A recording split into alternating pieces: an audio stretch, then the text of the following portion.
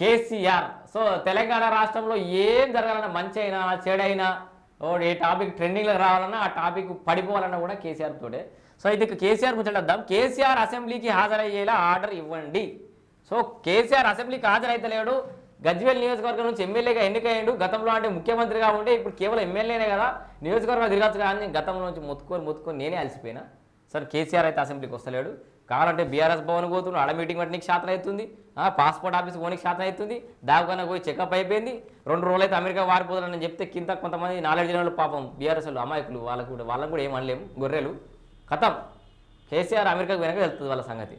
అయితే హైకోర్టులో Telangana federation of farmers association పిల్ వేసారు కదా, అసెంబ్లీకి వస్తలేడు కేసీఆర్ అని చెప్పేసి. అంటే ఎమ్మెల్యేగా గెలిచి పనుల ద్వారా వస్తున్నటువంటి డబ్బుల ద్వారా జీతం తీసుకుంటూ మరి కనీసం జీతం అన్న వెనక్కి ఇస్తలేడు. దాదాపు ఇప్పుడు 16 నెలలు అవుతుంది, ఎన్ని నెలలు అవుతుందా, 15-16 నెలలు అవుతుందో ఎంత అవుతుంది, ఎక్కువనే అవుతున్నట్టుంది. సో ఇన్ని నెలల నుంచి నెల జీతం తీసుకుంటూ లక్షల రూపాయల జీతం కుసునకాడ జీతం సంపాదిస్తుడు కేసీఆర్ కాక నది బాపు అనే మావుగాని తెలంగాణ బాపు. నియోజకవర్గానికి వచ్చిన దిక్కు లేదు.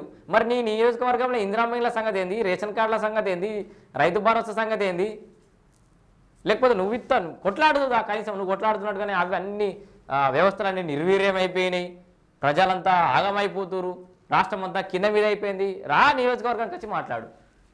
హైకోర్టులో Telangana federation of farmers association పిల్ బీఆర్ఎస్ చీఫ్ ప్రతిపక్ష నాయకుడు కల్వకుంట్ల చంద్రశేఖరరావు శాసనసభ సమావేశాలకు హాజరయ్యేలా ఆర్డర్ ఇవ్వాలని హైకోర్టులో పిల్ దాఖలైంది. ఈ మేరకు స్పీకర్ కార్యాలయానికి ఉత్తర్వులు జారీ చేయాలని Telangana federation of farmers association అధ్యక్షుడు డి విజయపాల్ రెడ్డి గురువారం పిల్ను దాఖలు చేశారు. ఇందులో ప్రతివాదులుగా స్పీకర్ కార్యాలయంతో పాటు కేటీఆర్ను చేర్చారు. ఈ పిల్కు హైకోర్టు రిజిస్ట్రీ నంబర్ కేటాయించే అంశం పరిశీలన ఉంది. కేసీఆర్ అసెంబ్లీ సమావేశాలకు హాజరు కావడం లేదు. ముఖ్యంగా రైతుల సమస్యలపై చర్చించాల్సిన ప్రతిపక్ష నేత సభకు హాజరు కాకపోవడం ప్రజాస్వామ్యానికి ముప్పు. సో గతంలో ఎప్పుడు ఇలా జరగలేదు. శాసన వ్యవస్థ అధికారులు తీసుకునే రాజకీయ ఆర్థిక నిర్ణయాలను సమీక్షించే పరిధి కోర్టులకు మాత్రమే ఉంది. కోర్టు ముందు మొదటిసారి ఇలాంటి పరిస్థితి తలెత్తుతోంది. ప్రతిపక్ష నేతగా కేసీఆర్ విధులు నిర్వహించలేనప్పుడు ఆ బాధ్యతల నుంచి తప్పుకునే విధంగా నిర్ణయం తీసుకోవాలి. ఎందుకంటే రాజీనామా చేయాలి. రాజీనామా చేస్తే నాసుడు ఎవడో నిలబడతాడు.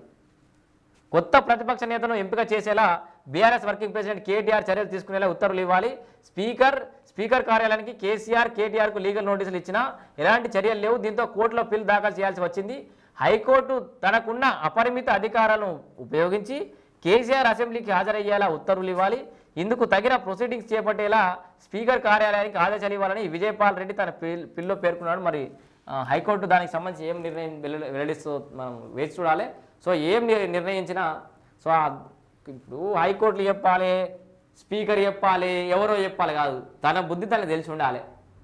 వయసు మీద పడ్డది, తల వండిపోయింది, రాజకీయ దురంధరుడివి అంటూ దురద పెట్టినట్టుగా రాజకీయ దురంధరుడివి, అపర మేధావి, 40,000 పుస్తకాలు చదివిన వ్యక్తివి, ఎమ్మెల్యేగా గెలిచిన వ్యక్తి ఇంటనే ఫామ్ హౌస్లో వండుకోవచ్చా?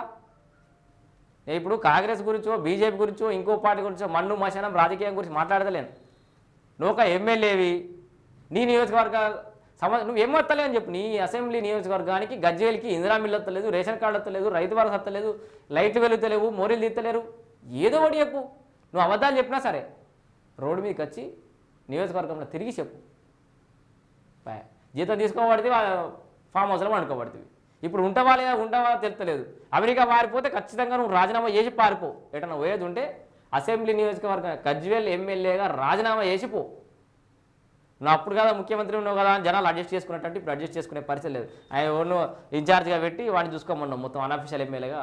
ఆడ గజ్వేల్లో ఎమ్మెల్యే క్యాంపు కార్యాలయం దుమ్ము పట్టిపోతుంది, బూత్ బంగ్లా తయారైపోయింది ఇప్పుడు. అది ఏది నువ్వు ఒక్కనాడ ఆడికొచ్చి కార్యకలాపాలు చేసింది లేదే.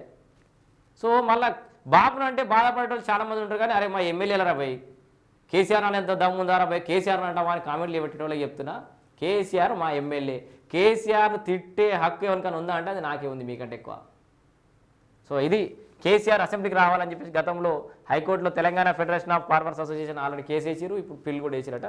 సో మొత్తంగా ఇది కేసీఆర్ బాబుకు సంబంధించిన మరొక అప్డేట్.